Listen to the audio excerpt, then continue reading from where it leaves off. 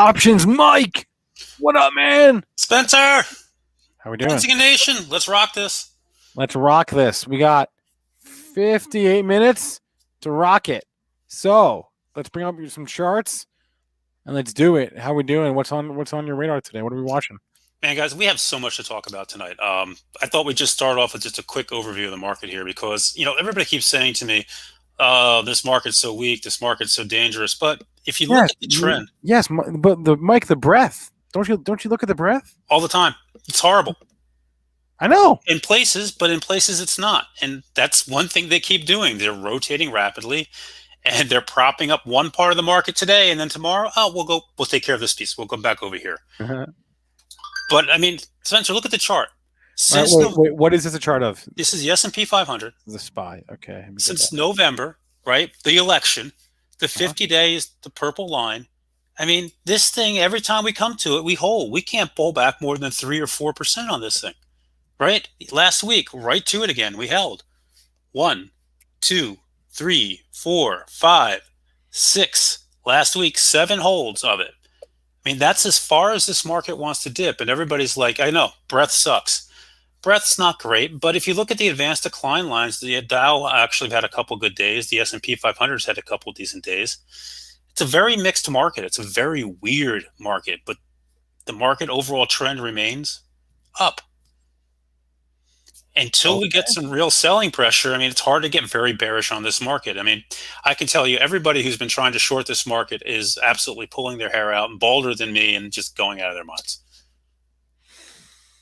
But you can understand the concerns, right? I mean, the Russell is, I mean, actually today notwithstanding, the Russell is pretty beaten down, and then you get, on those rare occasions where you do get the big tech stocks trading lower, as this happened today for frankly a lot of the day. You can understand the concern. Oh, if we don't have the tech leaders, then what do we have? What do we have? If we don't got that, what do we got?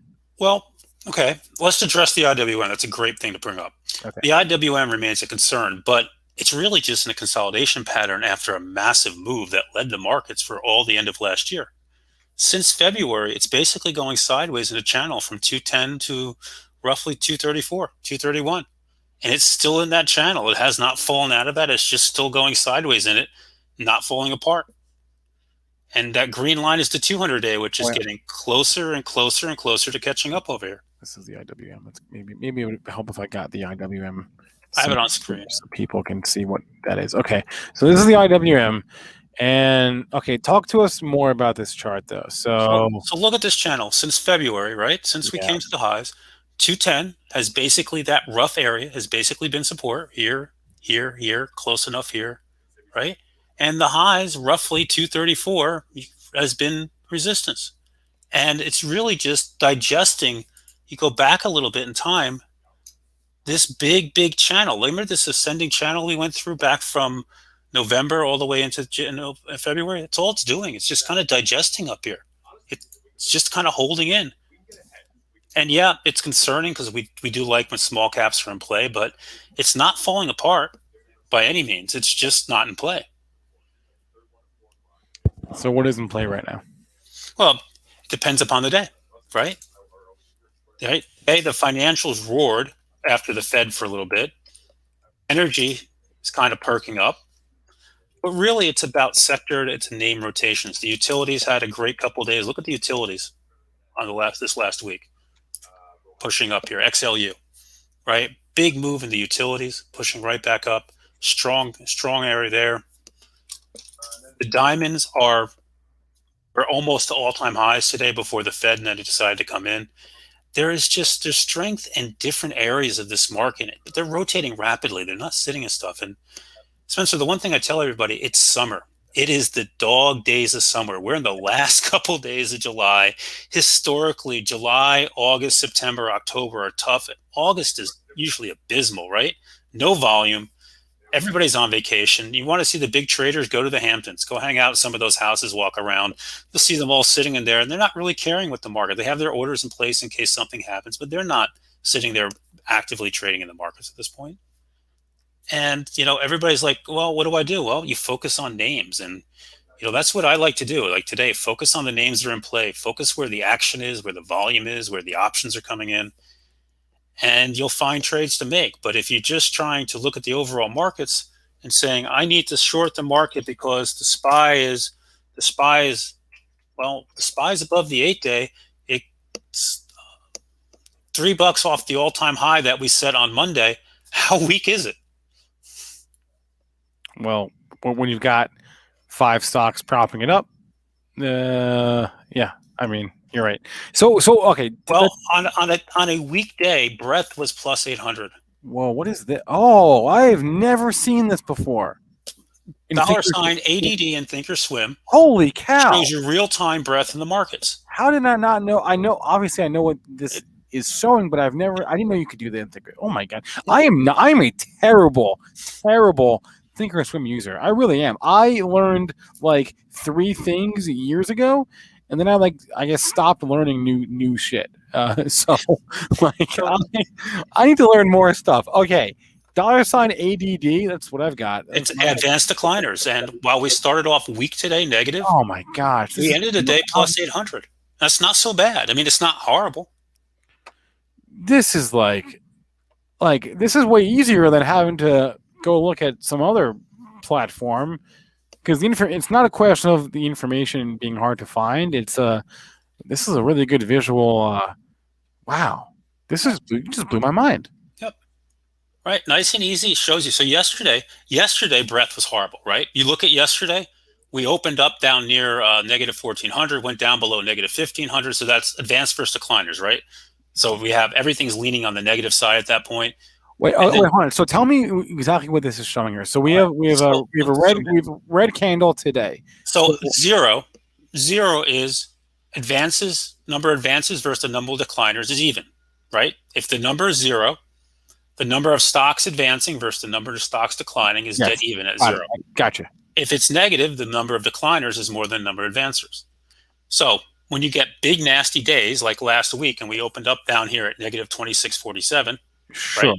That's a really nasty day. To your point, breadth is atrocious. So it really is just an open high low close situation. Nope, it's real time. It'll adjust as the day goes on. Here you can look at it on a 5-minute chart.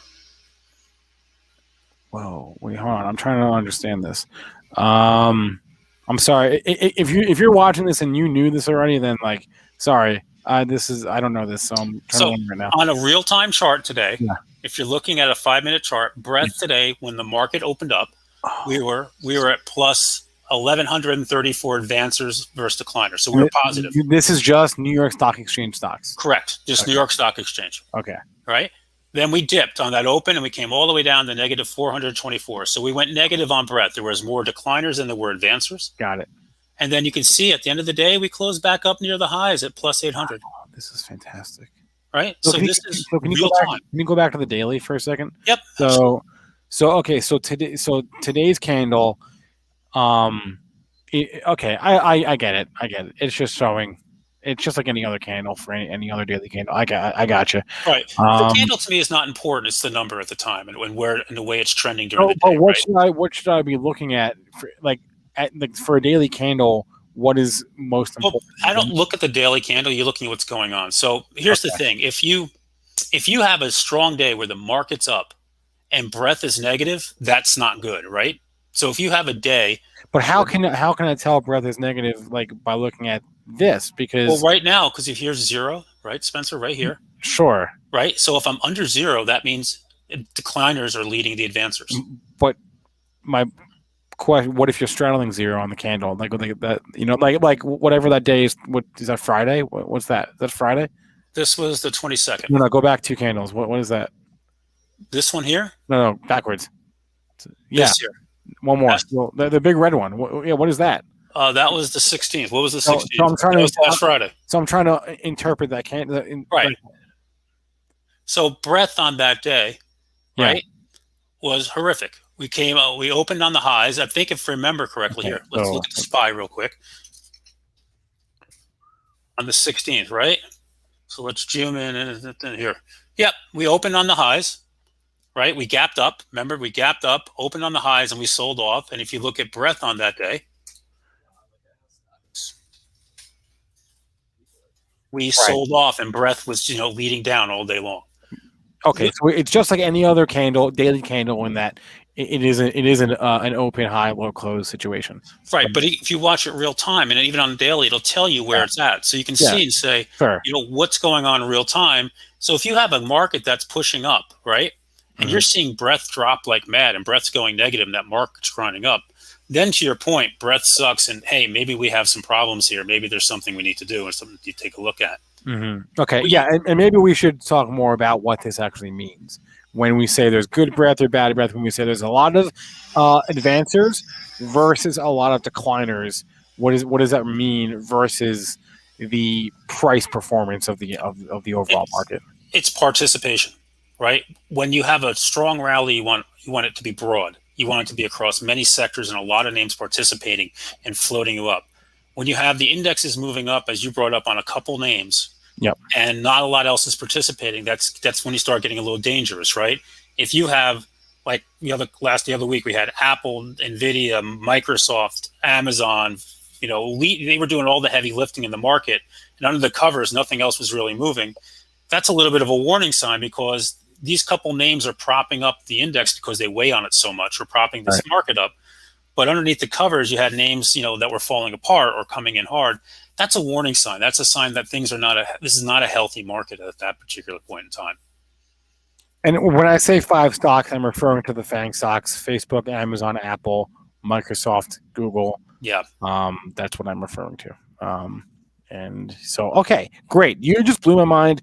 I've been using I've been using Thinkorswim for in one manner or another for 6 years, and I did not know that this chart existed. so, It's a great little indicator, and it's real time, so right? Real time. You can go in on a second, look at it, and say, okay, what's breath look like today? Perfect. Move on to the next one. Okay, so let's move on from this. So breath today was okay. It was okay. Skewed positive. Yeah. Right. Yeah. Um, what individual names are you watching specifically? Well, I think we should start with some earnings names here after Okay. tonight, because there's been some carnage out there. And let's start with Facebook. So this is real time on Facebook right now as we're watching it. You can see Facebook is down quite a bit here around this 258 level. And if you look on the daily chart, Facebook is into this gap, had pushed into it, and didn't quite fill it all the way, just about filled it. So it came all the way down and filled this open gap that it had from last week, right? So came in, filled this area gap, and it's getting pounded. And it was a huge beat. I mean, there was nothing not to like about Facebook earnings tonight, except guidance. And specifically, they said they see growth in the third and fourth quarters slowing dramatically. It's classic. Lower the expectations for yourself. Yeah. Classic. Right. So it gapped up on, if I remember right, this Snap last week, this was the Snap earnings report, right? Gapped up and took off on Snap, because if Snap can blow it out, I mean, Facebook's just so much bigger. They're in the advertising space. Right. Very few companies do advertising better than Facebook. And they certainly did great, but they're saying that they're in trouble. They're not doing well for the third and fourth quarter. And when I say in trouble, I mean, they're saying that just growth's not going to be there. And, this market's always forward looking. It's not about what did you do for me this quarter? It's about what are you going to do for me next quarter and the quarter after?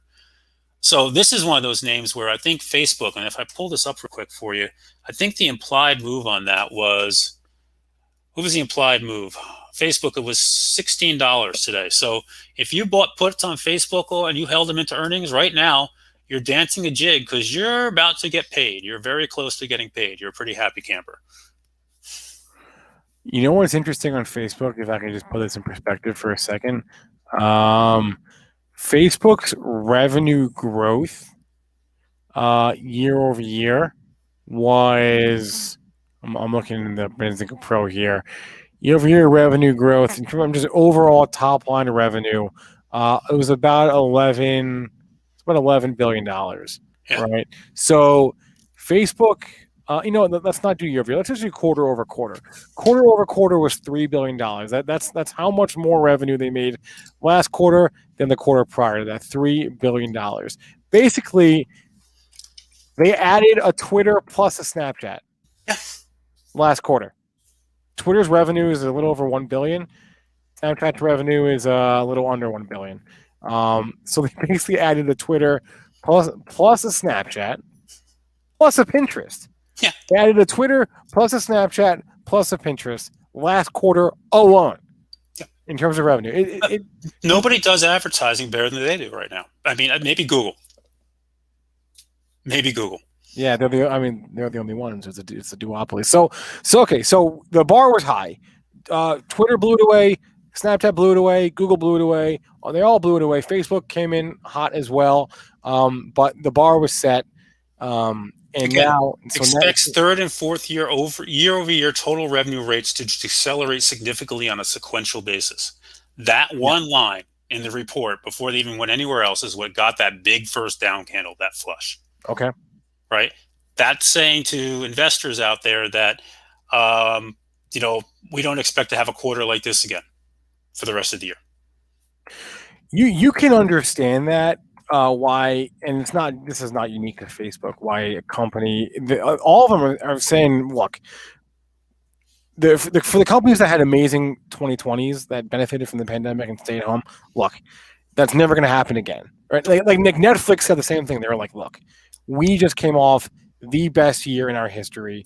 It's not going to happen again, probably, at least not now. Right? Don't expect the growth we had last year to happen again this year. And you can understand that. Zoom said the same thing. Roku has said the same. They've all said the same thing. They're all trying to temper our expectations so that we don't freak out in 6 months when we get the final earnings report for the 2021 year and freak out about that. I give them credit because the largest company out there, Apple, refuses to give guidance while they're killing it and blowing it away for the last year. Yeah. Right? They refuse to guide. We can't guide. We have too much uncertainty. But not enough uncertainty for you guys to constantly raise dividends and add buybacks. Obviously, things are going to be good. So why not just come out and say it? It's true. And then their contention is, well, we've got the uncertainty of China, which you can appreciate. That certainly throws a wrench into things. But I generally agree with you. The more guidance, the better. Right. So. Okay, let's a question from Rona Lane in the chat regarding the FOMC. Can you look at the gold market here, Mike? What's that? Can we look at gold? Sure. You want to look at gold futures or the ETF? I don't know, Rona Lane. What do you prefer? You want GOD? You want GDX? You want the gold futures? Rona Lane, you tell us. What do you want? Do you want a leverage gold ETF? I'm not a fan. So gold is stuck here. So let's just look at the futures here real quick. And gold right now, well off its highs from the last year, or 2089, right? And it's been in this downward channel, really struggling to break above it. Gold is basically a hedge against inflation, although a lot of people are now saying Bitcoin's the new hedge against inflation. That's a whole nother conversation, but that means people aren't as actively going into gold or silver. The Fed came out today, and the Fed basically toed the line. Inflation is transitory. They did say, which was the one amazing thing, yes, it is above 2% higher than we thought it was. It's going, it's higher above 2% than we thought it would get. But they're towing the line. They're not raising interest rates. They haven't really started talking a lot about tapering. And, so in interest rates or the 10-year yields well off. So nobody's going into gold because there's no reason to, right? Gold is a hedge against inflation. It's not really part of a market correction. It's not a defensive name. It's a hedge against inflation. And right now, the market, while it was a couple of months ago really concerned about inflation, right now it's just not worried about it. Yeah, and the other side of the coin is like, even if we let's just say we get prolonged inflation, is gold really, is the gold of today the gold of the 70s? Is it the same asset?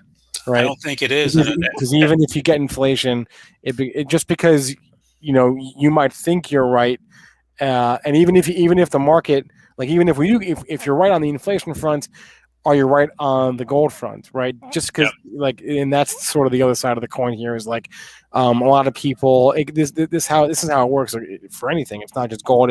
It's just because you may end up being right, the market can stay irrational longer than you can stay solvent. Absolutely. Just because you think Tesla is overvalued does not mean the stock has to go down Well, on you. Moderna. Right? Everybody keeps saying I want to short Moderna. Now, Oh, really? Because I keep saying I want to buy Moderna. well, I mean, the valuation is insane here. It's obscene. I know. I mean, look at this run. From 162 to 362 in 3 months, not even. I know. I mean, it's insane. You know what's interesting too is I would have thought. So when did they actually join the S&P 500? Was it like 2 it weeks? was a week ago or so, right? A week ago, maybe a week ago. I think you're right. Yeah. I think it was. Let me find out. I think it was last week. I mean, typically you see those as like hit 362. those are topping events. You see a stock run up into, they announce, oh, we're going to add it to the S&P 500. It's the largest index in the world. There's going to be a lot of forced buying. Great. You see buying into that, everyone trying to front run the ad. The ad comes, and then it's a topping event. It was Wednesday. It was a week ago today. So, how's Moderna doing right now? It bounced today, and it's now $12 back off all-time highs. It hasn't even broke the 8-day yet. Kept on going. Now, I've shorted it. We made money on this candle. My room and I, we shorted it on this day, on the 20th, because we saw the, on the 5-minute chart that it had a little M pattern, just started to dump. But since then, I haven't touched it because I don't want to be long it anymore, just because the risk reward for me is not in my favor. I look at this and say, it's a very dicey move up here. It's very extended. It's moved a long way. But I don't get in front and generally short something until it gives me a really good reason to short it. And, I'm not to be looking at it. And so I'm content up here just to say, I'm going to leave it alone. Let it do what it wants to do. If it wants to keep running, let it run. If the P&E goes to 20,000, that's their problem, not my problem. Michael S. was hoping to do a covered call on a stock. I think maybe he means in general, not Moderna specifically. I don't know, Mike, if you have any options plays live right now, if you have any covered calls. I have very little on right now. To your point, I am concerned that this market is very overdue for a correction. Yeah, everyone. Yes. Here's the thing, though. What do you say versus what do you do? I might say that we're due for a correction, but I'm not positioning myself for a correction, guys. I'm long and strong, right? That's just me. I'm not as active as Mike is. So Mike could probably be a better person to talk about this too, because Mike is more active. So Mike says, he thinks we're gonna, be in for some weakness here in the back half of the year. Mike, how are you positioned for that?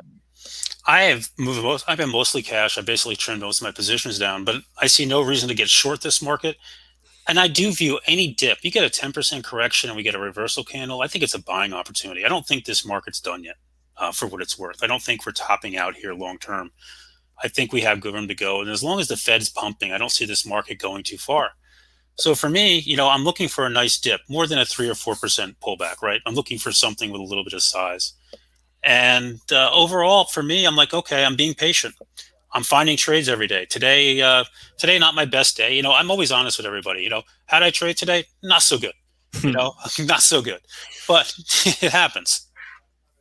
To me, if you want to do a cover call, what a cover call basically is you own the stock and you sell calls against it. And it's hard to do it on just anything. But if I own Moderna right now, and for some reason I did not want to sell it, right now, I will always tell everybody, take profits, because if you don't take profits and it gets away from you, then you're going to be really, really upset. We've all been there. We're like, we had a great winner turn into a loser, and you're like, why, you idiot? Why have you got to be so greedy? And everybody says, well, I don't want to sell it for tax purposes. And I'll be the first one to tell you, well, okay.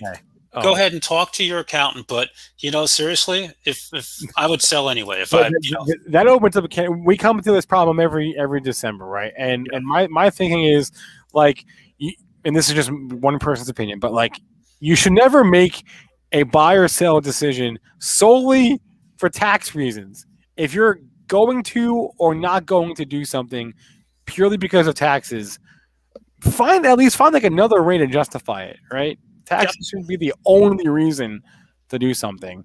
So let's say you own Moderna at 260. Unless your tax loss harvesting is maybe a different story. But anyway. Let's say you own this thing at 260. Yep. right? And you're up $80 or so on it right now. It's not just a rough number. So far, so good. And you don't want to sell it. And Okay. I would first of all say, well, why don't you sell at least half? But if you own Moderna and you have it, you can come in and I would go out to the August calls and you can sell one call for every 100 shares you have. And that's the most important thing you got to remember, guys.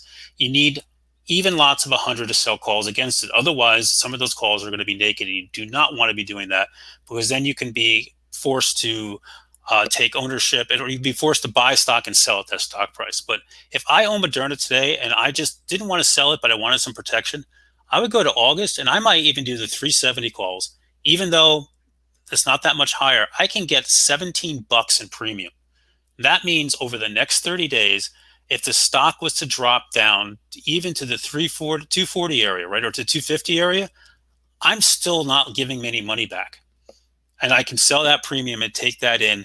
And if it closes over 370 by August expiration, well, they kick my stock away and I keep the $17. So it's like I just got paid $397.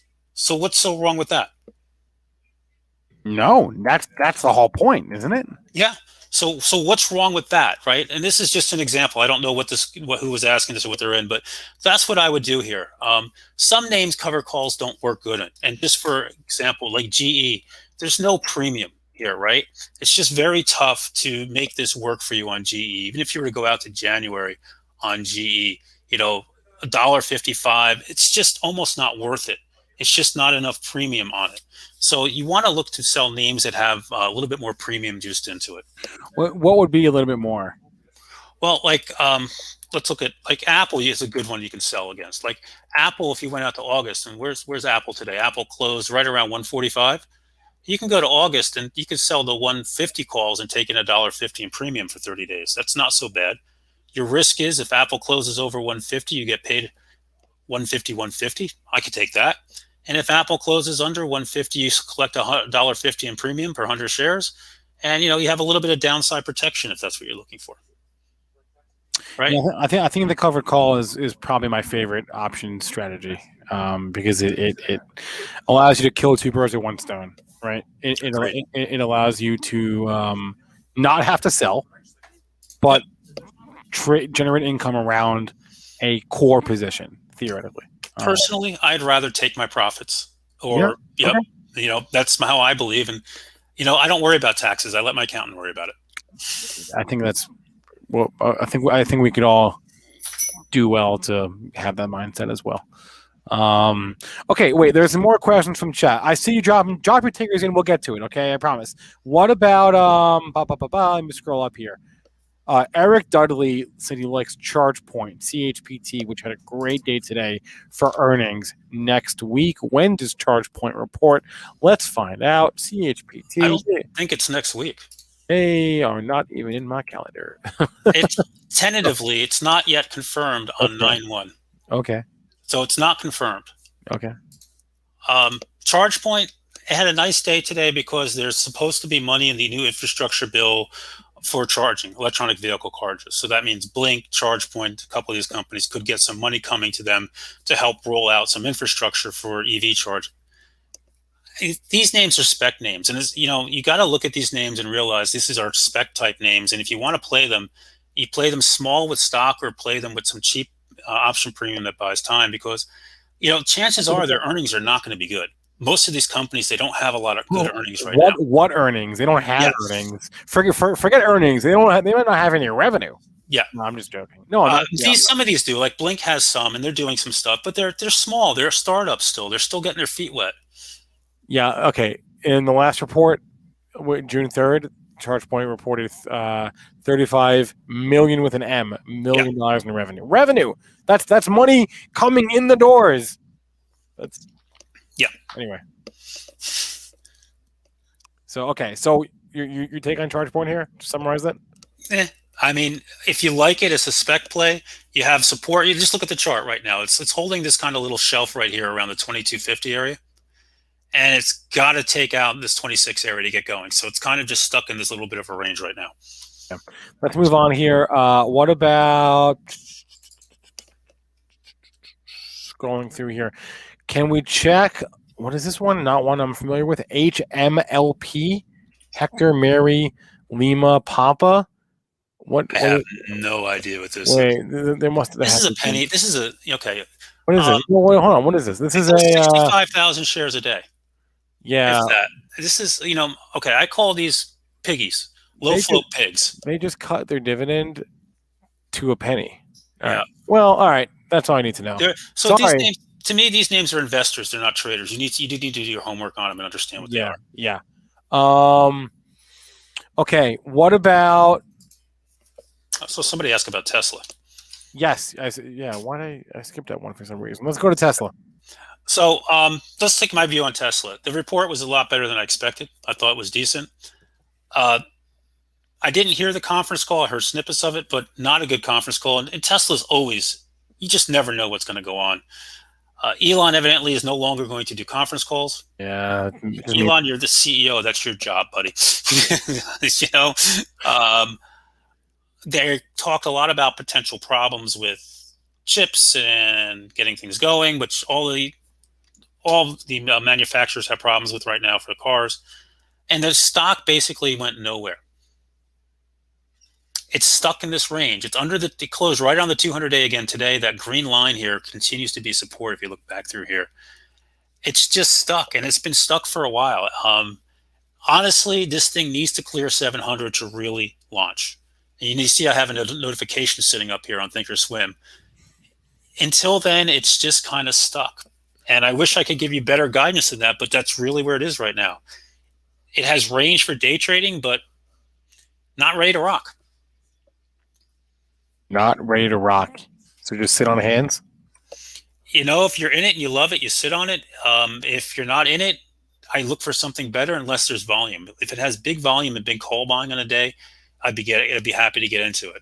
But right now, it's just kind of sitting here, nothing much going on. And yesterday they sold off the earnings gap up and didn't buy it back today. What about BB? I'll bring on. Oh wait, no, not BB. DD. I think I said DD. Diddy. And I'll bring on producer AB here. AB, what's going on, my man? What is up? How we doing, Mike? Hey, B, how are you, man?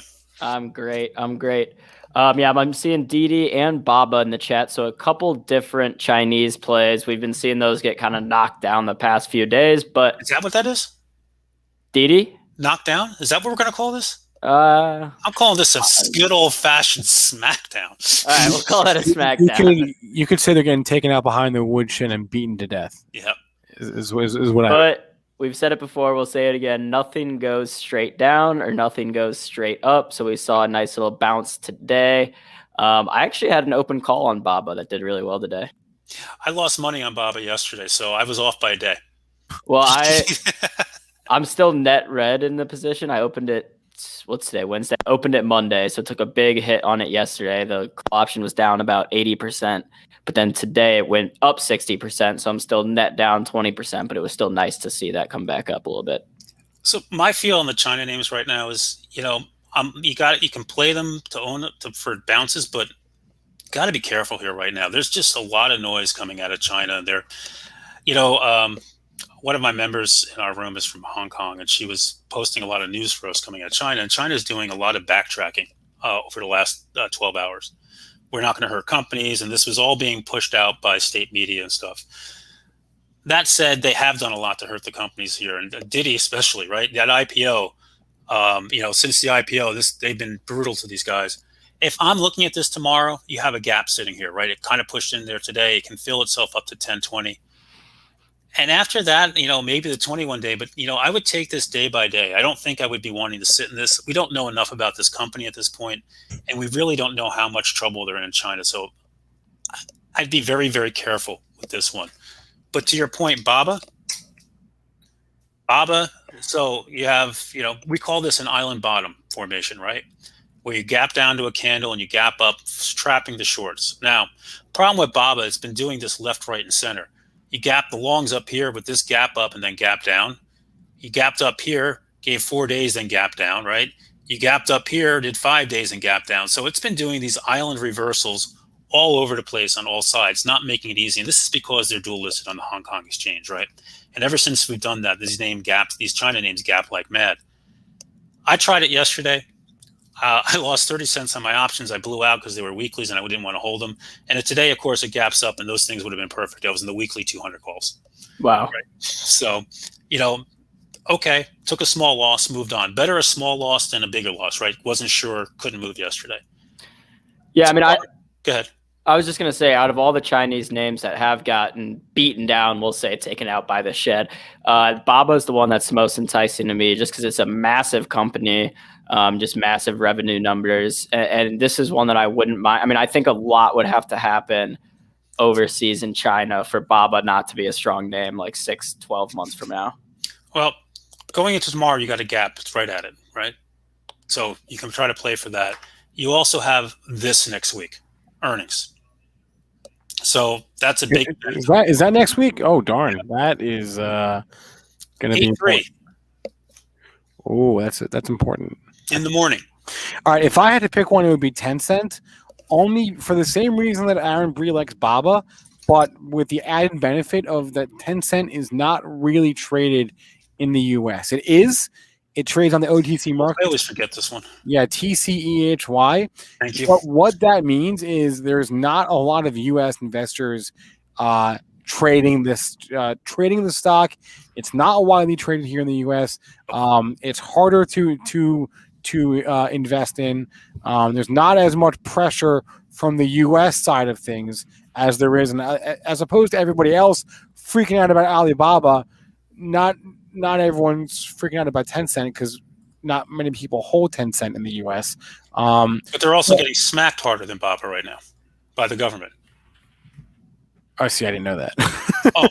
So over the weekend they hit their music group TME. No, that was Tencent Music. I did see that. It's their spinoff. It's their holding. Right. I understand that they have they own a lot of TME. That is true. But Tencent Music is but one small part of the conglomerate. But they're also hitting their gaming manufacturers, which is a huge part of Tencent. Okay, look, I didn't say I like it. I said if I had to pick one. Okay. All right. So you want to pick this one? Okay. I didn't say I like it. Just to be clear.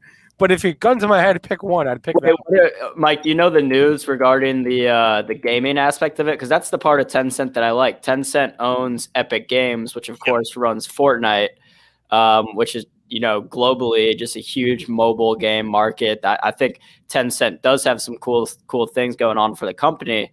But I don't know. I didn't see the recent news with the games. They're enforcing rules to make games shut down people certain hours of the night, depending upon your age. So no gaming. I think there's between 11 and 6 p.m. and 6 a.m. or something like that in China. What? All right, that's fair.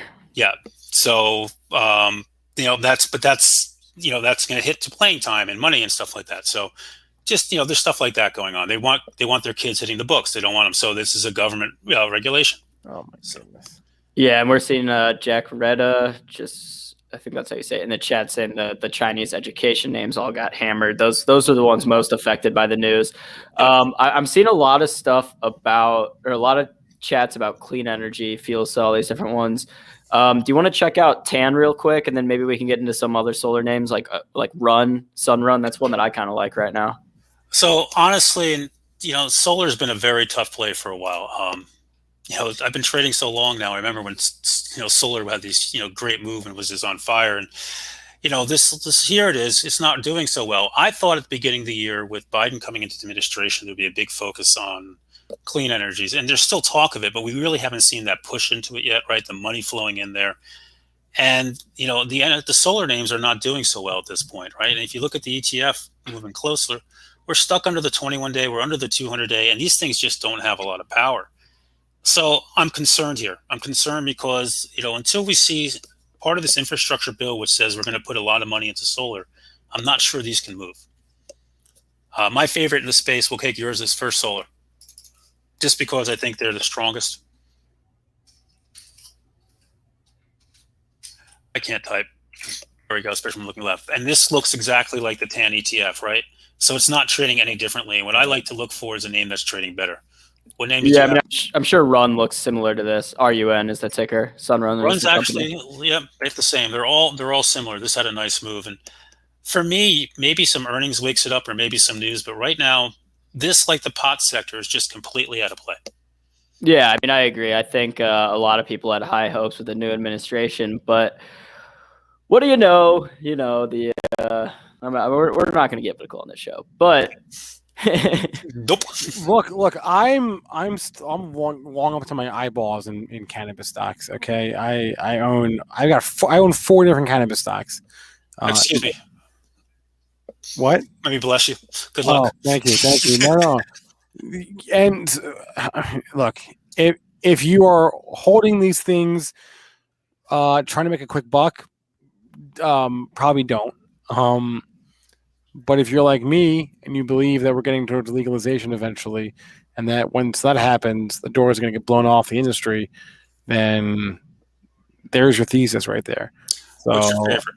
I'm specifically only long U.S. companies. I do not own do not and will not own Tilray, Canopy, Kronos. No, I don't want that stuff. I don't want that Okay. stuff. I want the multi-state operators. I'll give you the tickers. Again, they all trade OTC because they can't trade on exchanges because they're not allowed to. They're not allowed to trade on exchanges yet. They will be allowed to when cannabis legalized in the U.S. I own Curaleaf, which is C-U-R. Hold on. Now C-U-R-L-F. C-U-R-L-F. Jeez. C-U-R-L-F. That's Curaleaf. I own Cresco. C-R-L-B-F. Okay, I know B even boy. All the parts, they all look the same. Yep. I own Green Thumb. G-T-B-I-F. And I own Trulieve, TCNNF. Those are the four. They are the four largest cannabis companies in the United States in terms of sales, in terms of revenue, and I'm long and strong, diamond handsing until we get some actual movement at the federal level. The only name I like in this space is CGC. And that's a Canadian play. Why do you like it? Because Constellation Brands invested $4 billion into them, has the rights to buy more, and has redone their board and put their own people on it. And they want to blow this out in the United States and worldwide with drinks, cannabis flavored drinks. And that is why I like CGC. Didn't they have to do a write down? I think they had to write that down a little bit.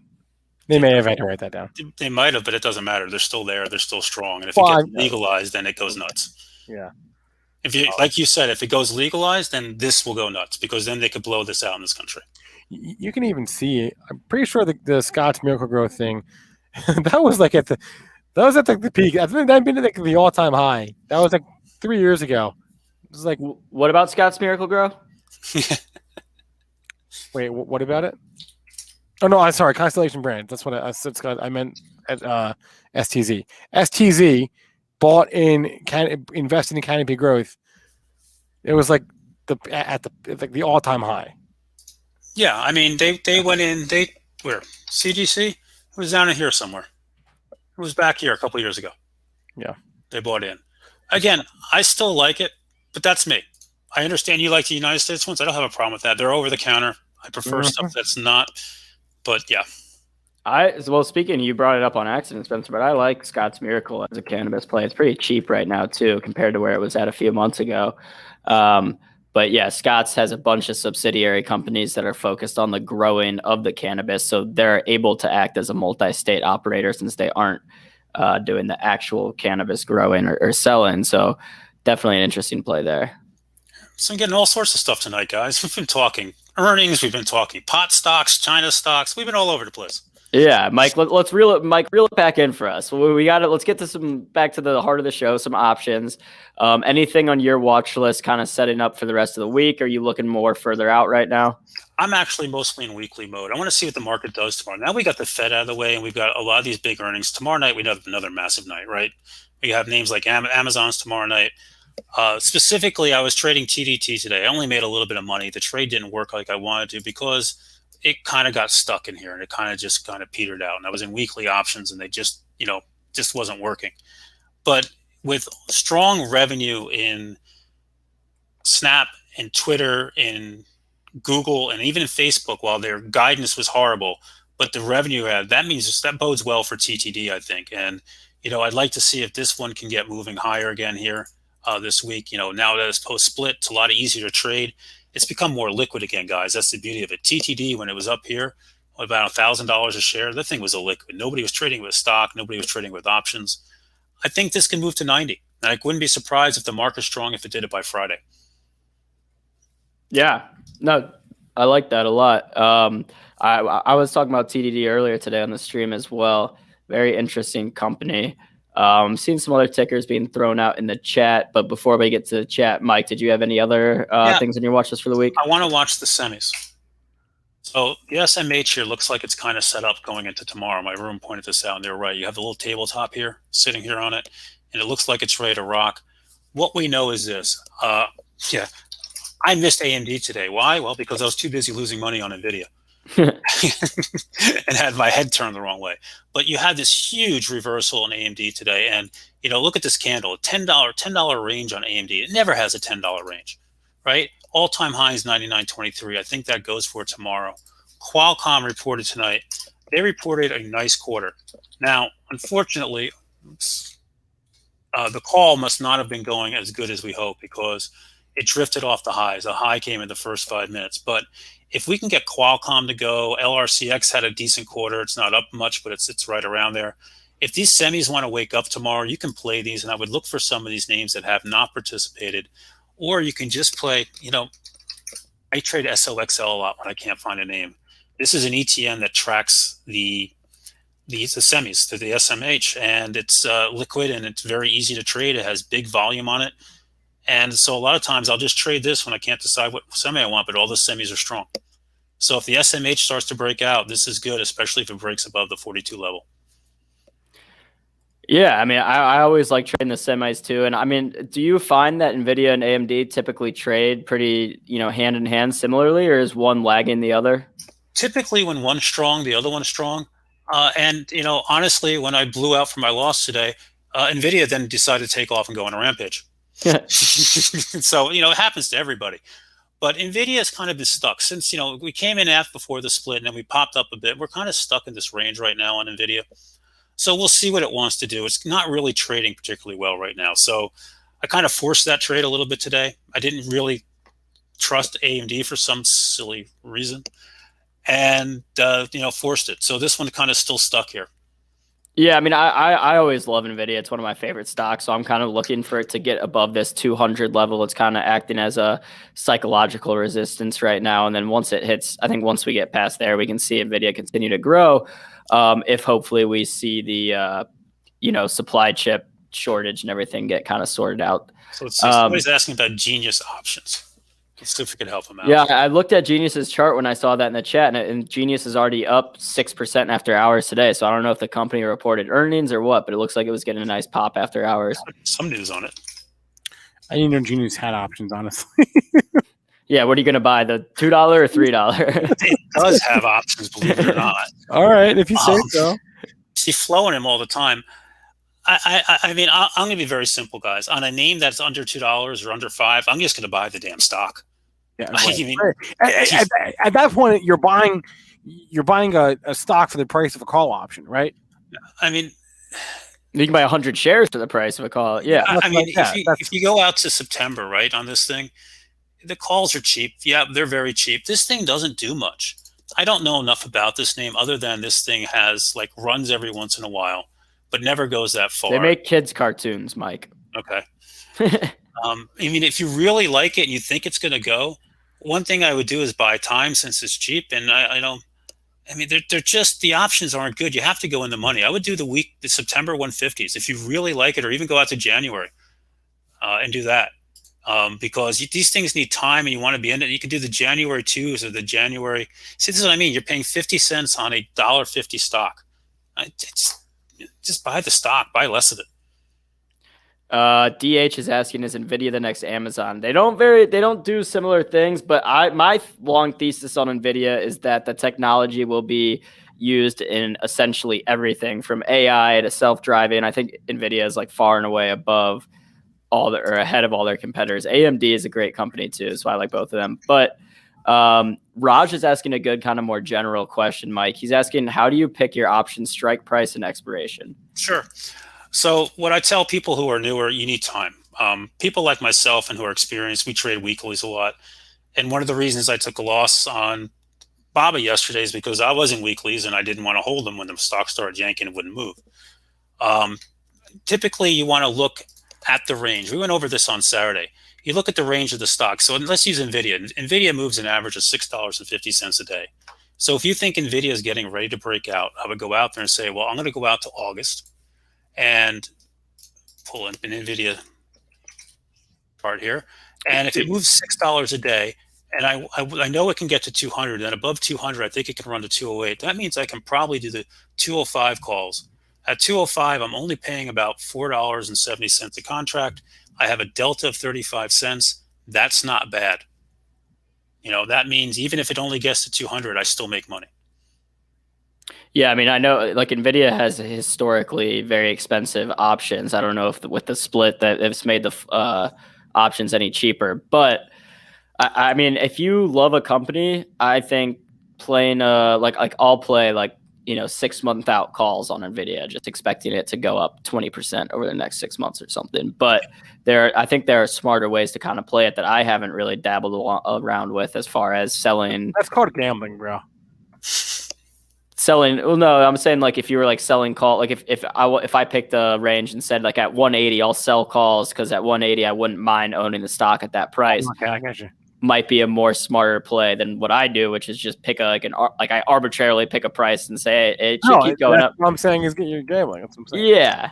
Yeah. But I mean, it's a calculated play. Somebody's talking about Ford in there. If you're not paying attention, Ford just had a blowout report overnight here.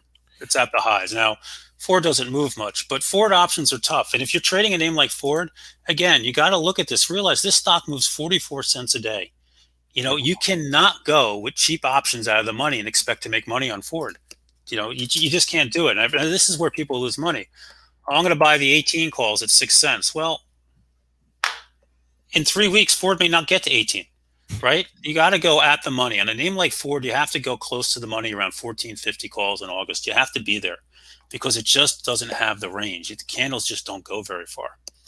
Yeah, I think that's very smart to look at the range to get an idea of how the stock moves. Obviously, we have some stocks that are very volatile that will move a lot. Stocks like Tesla, NVIDIA, will bounce up and down either way a lot. Whereas you have your Fords, your Coca-Colas, your Budweisers, that don't do anything. They just sit where they're at. So it makes certain stocks great for trading options and certain stocks not as much.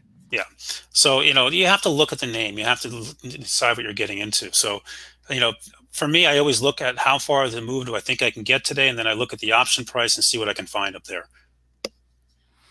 All right, guys, I have to. Nokia has earnings this morning. I know it's 5 minutes early, but I got to hop. But Mike, it was fun hanging out, guys. Smash the like button for Mike and AB, or take us home here. Have a good night. Yeah, Spencer. All right. Yep, Nokia has earnings overnight. I have no idea what it's going to do. See what it does in the morning. You don't have a crystal ball? No, it doesn't work too well. Okay. Well, so Mike, real quick, let's go over kind of some of your favorite stocks to just trade options on generally and why you like those stocks to trade options on. Sure. I love names that are liquid. So Apple, for example. What makes Apple so good? Well, if I'm trading Apple, I have very tight bid ask and I have a ton of open interest and volume on all the strikes. That means I have liquidity. I can get in and out of my trade easier if it goes with it. So that's what I'm always looking for on this. I only want to pay the market maker 3 to 5% max. Oftentimes, Apple, the spreads are a penny. AMD is another big winner for options. This has range. The options are very, very liquid. Microsoft, Facebook as well.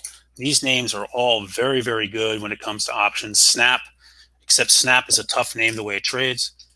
Snap will drive anybody to drink if you're trying to trade this thing intraday because it just loves to do stuff like this. Yeah, Snap is always reversing midday. I think if Snap opens down, buy some intraday calls on it. If it opens up, buy some puts. It always reverses. So the thing you want to do, Aaron, is you always want to be looking at what do the options look like? Are there good volume? Is there good open interest? And are they bid-ask tight? Because if that's what it is, that's what you want to be trading. And don't just look at one strike. Look at the rest around you because sometimes the one strike may be tight when everything else is not just because there's something going on in that strike at the moment. So look for the names that have volume. The other key is stocks that trade a lot of volume during the day, like Snap trades 16 million shares a day. They're going to have great options. Stocks that trade, I don't know, a couple 100,000 shares a day, like CMG, right? That trades, like this. Their options are illiquid. They're wide. There's not a lot there. It's very illiquid on the options. So you have to be careful with those. Yeah, I mean, like I said, you got to find the ones that are good for trading options, the ones that are good for you. I mean, there are traders out there, no joke, that make like a living just trading one or two stocks because they get to know the personality of the stocks. They're comfortable doing it. So they're not looking, just trying to buy options willy-nilly on different stocks. They have the couple that they understand and know kind of how they behave typically. Twitter's very liquid. Somebody was asking about that. Twitter had good news today. It didn't hold it. I actually made money on Twitter today on this pop. Caught it. They're going to start allowing retailers to sell off their Twitter feed, a Twitter storefront. That's great. Oh wow. AMC options, guys. I think we need a whole special segment just for these meme stocks because yes, they can be pretty liquid at times, but they get out of control with the implied volatility. And when that happens, guys, they're not that good. And they're overpriced. I mean, 160% implied volatility on a name like AMC. This name trades dangerously, very, very dangerously. Yeah, I mean, I've been staying on the sideline for AMC for a while now. I mean, been a wild ride, but I can't get in now at this point with options, I don't think. No, I mean, the last couple of times I traded with stock. Grab 1,000 shares and just take some money and get out. Tomas, we already looked at Baba. If you want to go back about 15 minutes, maybe 20, you can find it there. All right, Mike. Well, it's 6:59. We got about a minute left. So if there's anything else you want to leave us with before we run tonight, otherwise, I've had a blast. I know I was a little late today. Sorry about that. All right. Guys, watch the market. See what it does tomorrow, right? We have another big day of earnings here. We have the Fed behind us, and we're going into August, which is the dog days of summer. So remember, things are going to be quieter. Volume is going to be down. Moves are going to be slower. So you need to have patience and just focus where the volume is. That's what we do in my room. That's what we do every day is we focus the names that have volume and flow and have good setups, and we ignore the rest. Yep, and I just threw that link in the chat to smartoptiontrading.com. So if you want to go check that out. Thank you, AB. And then Mike, your Twitter is just @OptionsMike, correct? Yep. So @OptionsMike on Twitter. Tweet us out. Make sure you tag Mike, myself, and Benzinga if you have any questions. We'll try to get to those on Twitter. Perfect. So, guys, have a good one. Next week, same time, another hour. Beautiful. Let's do it. Next Wednesday, 6 p.m. Eastern time. We'll be back for a whole hour of options trading. Chat, bring your questions, bring your trades. We'll take a look at them. And thank you again, Mike. Thanks, Aaron. Good night, guys. See you next week. Peace. Later.